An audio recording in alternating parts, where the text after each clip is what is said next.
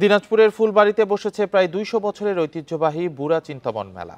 দেশের বিভিন্ন জায়গা থেকে ঘোড়দৌড় দেখতে সমাগম ঘটছে হাজারো নারী পুরুষের। মেলা উপলক্ষে বসেছে হরেক রকমের পণ্যসহ বিভিন্ন খাবার দোকান। ক্রেতা বিক্রেতার পদচারণায় মুখরিত ঘোড়ার বাজার।